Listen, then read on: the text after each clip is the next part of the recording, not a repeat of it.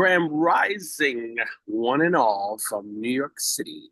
My name is Chase Steele Gray, and if you follow us with much diligence, you realize that I'm normally not here on this day, but I am today. I chose to be in one of the most high vibrational parts of the city, which is Lincoln Center, and I'm happy about that. My name is Chase Steele Gray. If you've never seen me before, welcome. This is a day known as Communication and Relationships, which is different from the day that I'm normally on, which is tomorrow, but that's okay. We have some beautiful people coming tomorrow, and you're going to love them. So please tune in for that. So today, the topic, this is a big one, right? It's a big one. It may touch a few nerves today. And it's about how do you handle the triggers in your life, either in your personal life or your work life. And I pulled up this quote, and the quote is, there's nothing negative about being triggered. It's a calling to heal our wounds. It's a calling to self-reflect, to get curious about the reaction we are having. Whew. Couldn't have said it better, any better than that. I really enjoyed that. So I had to make sure that I brought that to the huddle today. So I'm going to begin this presentation today with a story, so we can kind of be in the mode of talking about this particular topic, which I know 100% affects all of us. I was at a gig a couple of years ago, and I'm a big proponent of bringing your own things, right? Guitarists bring their guitars, keyboards bring their keyboards, and so on and so forth. As a singer, I have so many microphones. I think I have 15 microphones, and I use them in different ways at different times. I've invested in them. They are part of what I do. I was at this particular gig, and I brought my cordless microphone system, right, which consists of the mic, the receiver, and a power source. As I came into the place, I saw a guy that I only worked with once before, and I said hello to him. Hey, how are you? Chase, I don't know if you remember you. Of course I remember you. Okay, cool. Here's my microphone. Let me know how you want to set up whatever. He said, your microphone? You can't use that. I said, what do you mean? I have a system where everything's set up. I said, just plug mine in and let me use mine. Just plug it into the board. That's it. I said, you're not using that, so you can put it away. And he started screaming at me. I thought, okay. But just to be completely crystal clear, the breath that I took was not long enough. I should have went, okay, I'm not going to go here with this guy. What I did was more like, it was like a millisecond of a breath. And that was the downfall right there. Because as soon as I did that, I said, so that's the way you're going to talk to me? And he goes, yes. And I said, that's unacceptable. And that's not going to happen ever again. And he was like, oh, so what do you think you're going to do? And I said, oh, I'm not going to do anything. But now I'm going to speak to the band leader, and we're all going to have a talk, because you're not going to talk to me like that. And the band leader came over, and we started talking. And he kind of just kept prodding at me. And then the guy pulled me over to the side. He goes, look, sometimes he can be a little hot-headed, but, we have our system set up, whatever. And I said, do you have your keyboard? He said, yes. Does he have his guitar? Does he have it? I know a lot about electronics. All I need to do is plug this in, and I can use my microphone. And he said, I'm sorry, I don't want to create a problem between you guys, but if you could just use the microphone setup today, that'd be great. I said, okay. I bring that story up because there was a different way to handle that. And I'm not saying that he was correct at all. I'm just saying that I could have handled it in a different way, 100%, and walked away and done something different. Because I did not handle it in the way that I was supposed to, I was left with a very large portion of anxiety and tingling in my chest. It was not good at all. I carried it through the entire gig because I felt that I should be able to use my instrument, right? In my situation, my instrument is my voice, but the amplification of the instrument comes through the extension of my instrument, which is my microphone. And I bring that particular story up because I revisit it in my head when I'm in a new situation, but it doesn't always work. I'm just being crystal clear with you, right? And I jotted down something that I also think is interesting, and I'm going to read it to you.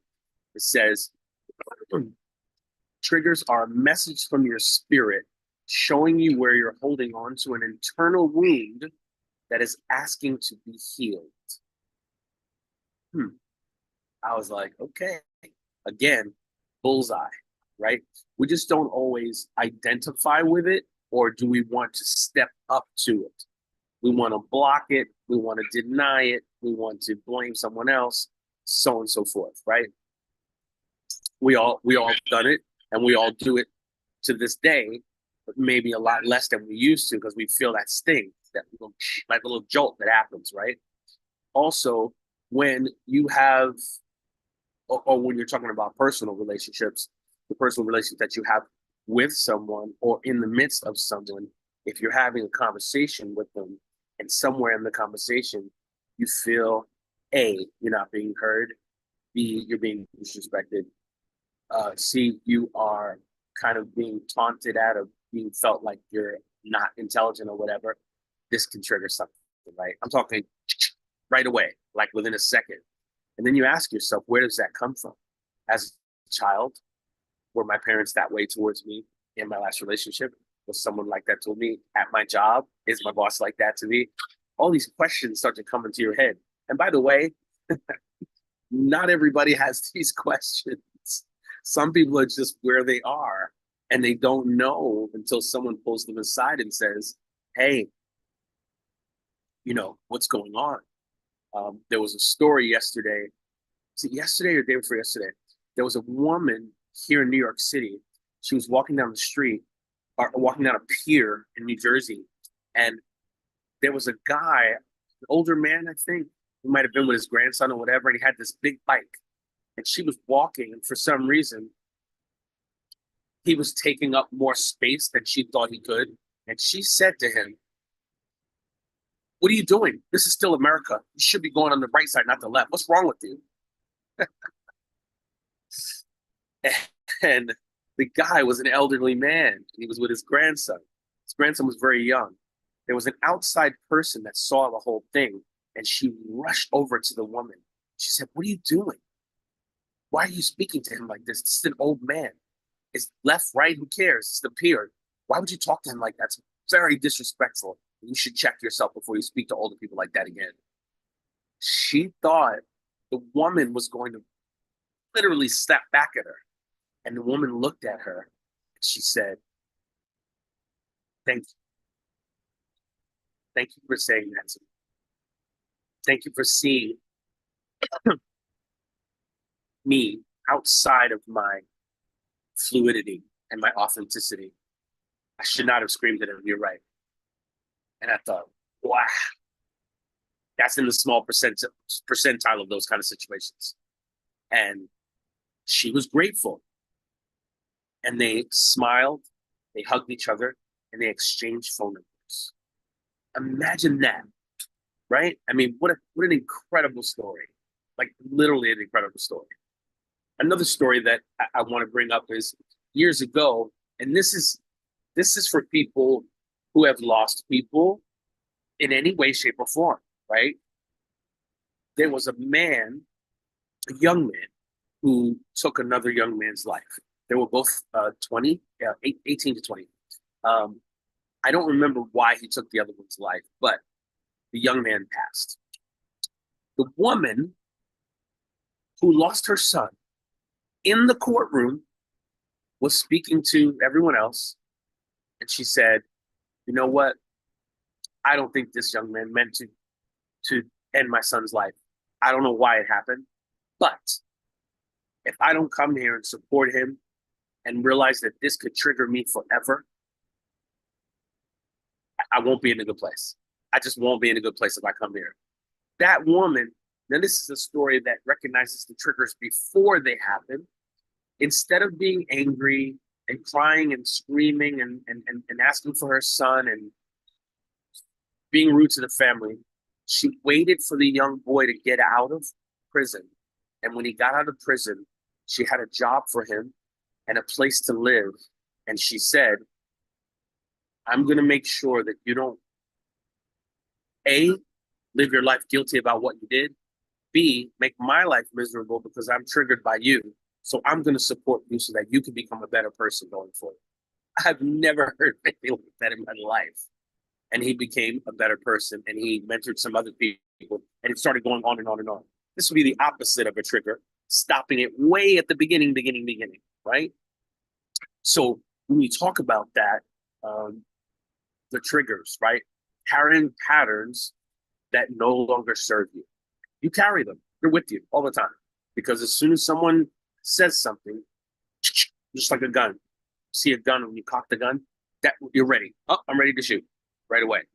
As opposed to, oh, got to put the safety on. I felt that. All right, let me relax. Okay, let me put that away. Right? I'm in no way, shape, or form saying that this is easy or that I do it with perfection. I'm much better at it than I used to be. Much better. But that breath is the thing that will keep you from moving forward or said a better way, to come off of autopilot and actually witness yourself consciously. So when you think about that, the autopilotness of us, when we're moving through, certain people will say sentences like, no, I don't let anyone disrespect me. Or, no, I don't have time for people who do this, whatever. And they're giving you that information up front and they're telling you this is what's going on.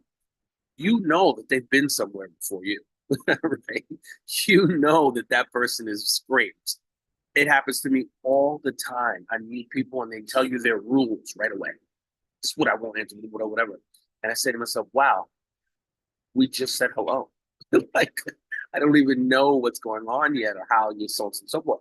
So I ask you this, in your particular conscious state, what are the things that absolutely can trigger you or things that are in the kind of like in the ether at all times that are from your past or from your childhood? I was talking to one of my aunts the other day, and she said, I get irritated because my mother still talks to me like I'm a child. I said, and then I said, well, you know, I love you. And you know, I think you're awesome. But guess what? You are her child. How can she not treat you like her child? Like, she goes, that's a good point. I said, but that triggers you. She goes, oh, it triggers me so much. It's unbelievable. I have a house. I have a job. I pay bills. I'm a human being. I said, I know. But she loves you. I know she does. And she loves all her kids the same way. And we went kind of to another section in that conversation. But I think one of the hardest things for us to understand is when the people that we're around are in that, I don't know what it is, state of rage, confusion, whatever, and everyone around them accepts it all the time. They label that person as that person. So now, if I say to you, I'm triggered by that person, they will say, oh, that's just how we are. So you're in a situation where a multitude of people have now accepted that thing that throws gas on the fire. That's a really tricky point to be in. And I'm in that position a lot of times with musicians that I connect with. I told the story a couple huddles ago about a band leader that screamed at me. And I asked the office, why does he have to scream at me? And they said, oh, he loves you. That's just how he is. You just got to ignore him. And I was like, wow. So I'm giving you these different sides of things to kind of have us zero in on the fact that in the end, and I forget, there was a sentence that I read about this, and it was something like, you may not be responsible for your trauma that triggers you. However, you have to begin to realize that you are responsible for your healing. You have to decide inside that you want to be better and do better. And it's just a practice. It's a practice, right? We all have levels of trauma and some are really high. And I have so much compassion for those people. And some of us just make those split decisions because we're trying to protect ourselves, trying to protect our ego, trying to let people know we have the iron fist. And normally leading with force does not work. I've seen it so many times. I don't care what business you're in. If I give you 10 stories about leading with force, 8 of them will end up in the people leaving the job, the people disrespecting the person who's in control, physicality taking place, or harsh words out in front of everyone that disturbs the whole team. Guaranteed 100%, right? Um, think of something, think of a person in your life right now, business or personal, that you deem toxic. Get that person's picture in your head right now. Now ask yourself, do you think that that person is at home working on managing their triggers before they see you again? In your mind, right? I'm going to go with no on that, right? Because they keep showing up the same way, the same way. I always say, if we want something to change or we want something to be better, we should engage in seeing it differently, right? Seeing it in a changed way. I'm gonna envision that I walk into my job tomorrow, and the guy that screamed at me is gonna be nice to me the entire gig. I actually did that with this guy, and interestingly enough, the next gig I had with him, he was in a great mood. I don't know if I can attribute to bringing that energy to him or not, but he was different. It was unbelievable. I was like, wow. So this topic is a tricky one. And if you ask yourself, where are you holding the pain? Simple question. Maybe not a simple answer, but the question, where are you holding your pain? If you ask yourself that question, does it go from your childhood? Did something happen to you last week, yesterday? Is it something that you haven't bridged the gap with a person that you let down or that someone let you down? Is it a hard thing where it deals with a relationship? Um, I have to say with all clarity, my last relationship left me in a place of low, just to be vulnerable for a couple moments. That was so low, I didn't recognize the new me for a good year and a half. I couldn't find it. And I'm generally upbeat, high vibrational person. People tell you, oh, it's great to be around you. Da, da, da, da, da. This brought me to the bottom. And certain things triggered me along the way because I hadn't healed, right? New people tried to open up to me. I didn't let them in because I was triggered by the hurt and the trauma that rooted me back, right? So it was a process. These are the things that I wish we would work on a little bit more because they really suck. They're really bad. And so it's like a dirty room. When you look at the room, you know it's dirty. So what do? You get your soaps, you get your sponges, you get whatever you want to get, and you start scrubbing. But the dirt has been there so long that your hardest scrubbing scratches the surface of the dirt. So what do? You have to keep coming back the next day, and the next day. And as soon as you break through the dirt, now it's clean. When it's clean, now you can manage if it's going to get dirty again. That's how I see the trauma and the triggers. Some people's dirt is so thick, you have to hammer it and saw it and file it before you even start wiping, if you understand what I'm saying. So I like to open it up to anyone who wanted to make a comment about this, because I know this is a sensitive topic, and I want to see if anyone is just brave enough to speak about a trigger they have or maybe something that they're working with.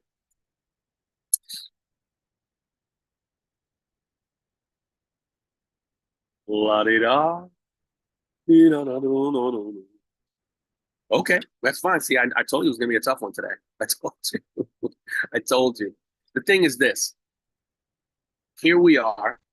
I'm merely a messenger, not the ultimate guru expert on this particular topic. I'm just giving you something, and I want you to take it and manage it in the way that you feel you see fit. Miss Cleveland, please, if you would.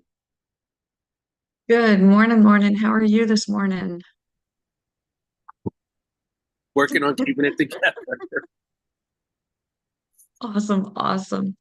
So I think it's about de-escalating Hmm. and taking control of situations and about allowing people to treat you with respect.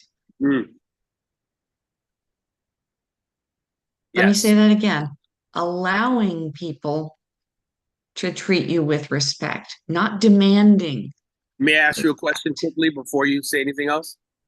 What do you Mhm. do if people don't have respect for themselves?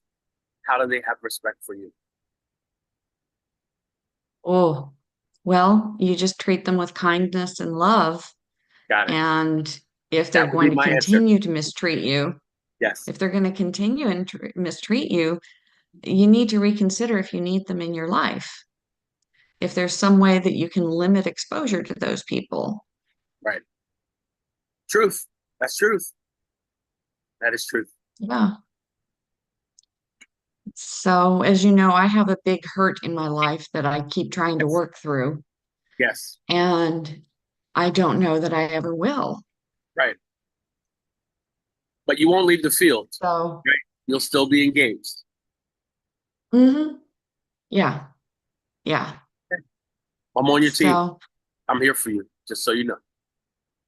I know you are. Okay. You're awesome. Just making sure you know that. But yeah, that's all I wanted to say. Just Okay. it's about taking control of the situation and not allowing people to treat you poorly. Right. Thank you. I appreciate you. Mhm. I thought I saw Shiva's hand up. If you're still here and you'd like to speak, please come through. Oh, hi, good morning. Thank you for this topic. I am so triggered right now. And I said, I'm over here like, but what if a person deserves it? Right. Um, I just wanted to say that I consider my self to be a person who, like, I do the work.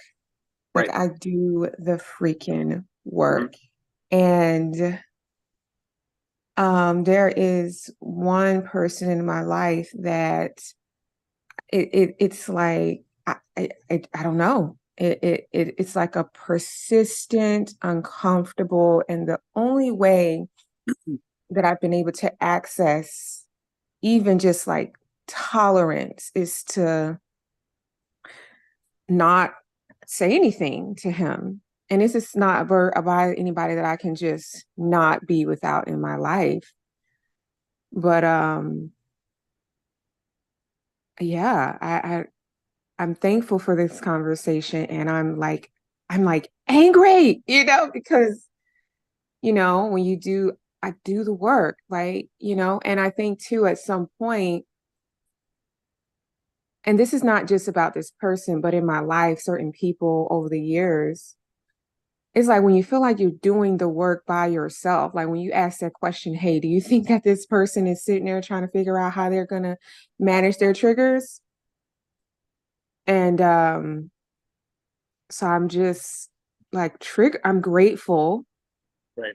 for the conversation and I feel just triggered because I don't experience that it just this particular situation, it just is just what it is. So yeah, I don't really have anything great to say, but I'm angry. That's all. The thing about you that I like is that even though I can't see your face, I'm 1000% positive that you just said you're angry while you're smiling. That's a beautiful thing. That's Yeah. a beautiful thing because I know you. I see you. I watch posts that you put up, and I know you're doing the work. So I appreciate you, and I just want you to know I see you. Thank you for that. Oh goodness, that means so much to me. Thank you. Thank you. It makes a difference if you're doing the work, right? If you're not doing the work, oh, that's different. That's totally different. You get no Yeah. extra treats if you're not doing the work. That's the truth. Um, Yeah. so Yeah. I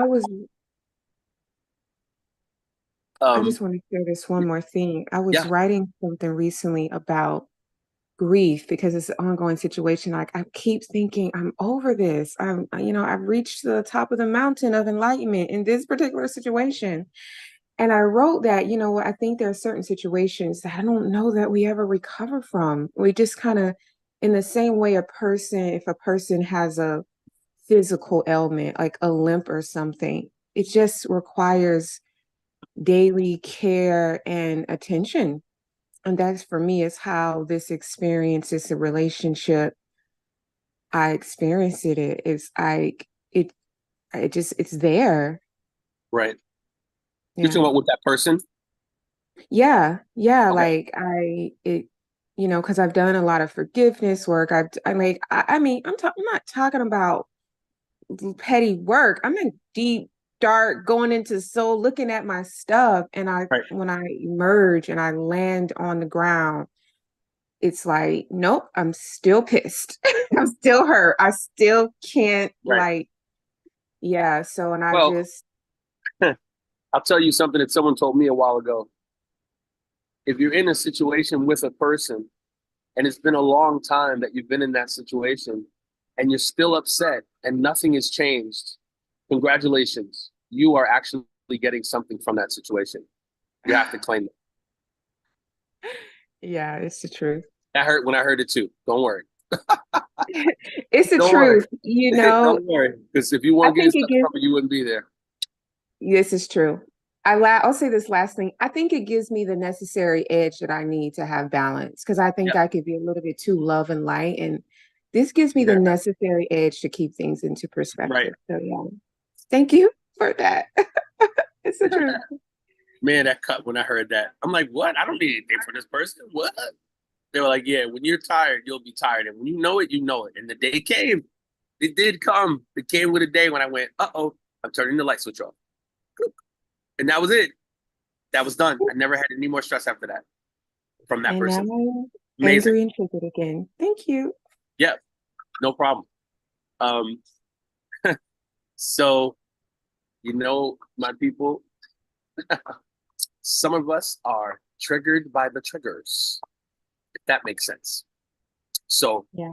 you're triggered because you know you're going to get triggered, then you got more work to do, right? Because now we are, what's the word I'm missing here? We are willing the trigger. That's what we do sometimes. We're like, oh, I know I'm going to be upset. You ever hear somebody say, if that girl does that, I'm going to be so mad. If I'm with somebody that says that, I went, so you're planning to get mad? Don't do that. You have time right now. Check it out, smooth it out, shave it out. You're good. By the time you get over there, you'll be like, I'm good. I prepared for this to happen. I'm good. I'm good. You're preparing to be angry. You're loading your trigger. You put an extra bullet in. Don't do that to yourself. Please don't do that to yourself. So I'm just saying, with the time that we have, which is now, it's always now. Okay, I will do this presentation in a month.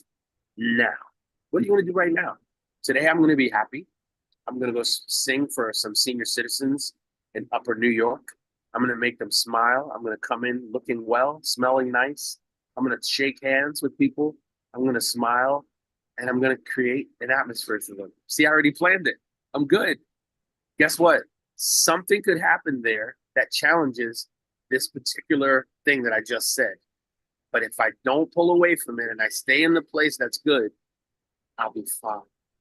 I'll be fine. It's such an amazing thing. I do it all the time. Someone will challenge us and someone will push us into a corner, figuratively speaking. And that's when our tools work the best, if we've practiced them ahead of time.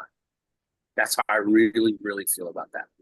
So, my good people, time has its way with us once more. I love this day because I love communication and relationships talks. That's why I'm on the huddle 90% of the week, because these days are great. Today has been great again, not just because I'm here, but because of the topic that we get to delve into. I'm learning from myself, as hoping that you're learning from me as well, or just took something with you that you can use as a buffer when that trigger starts or when it starts to happen. If you hear my voice say, take that long breath,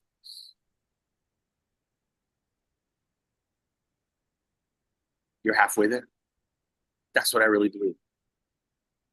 As always, we leave you with the tenets. Live outside of your box, please. Love harder than you think you should. Laugh. Put yourself around some funny people today. Go on YouTube, watch some comedians, sit and watch people as they go by. There's so much funny stuff happening, right? Eat mostly plant-based, give it a shot. If you have no idea what plant-based is, give it a shot for a couple days. See how it feels in your body. See if you're sleeping better, if you're breathing better, if you're being better, right? Check all of that. Give of yourself, because giving of yourself is, I believe, the highest vibration that we have on earth. Because if we give of our spirituality, of our warmth, of our love, those who really need it be like, wow, that come from? Thank you. I appreciate you. And they now can go on and do that for someone else. Sleep 7 hours minimum. It'll do you no harm. I'm doing it more than I've ever done it now. I'm telling you, it's the best. And of course, stress less. And always remember to check yourself before you wreck yourself. Thank you guys. Have a spectacular day on purpose. And I will see you next week. Be well. Thank you, Tate. Thank you so much. Wonderful. One love, guys. I see you One tomorrow, love, Tate. Rashida.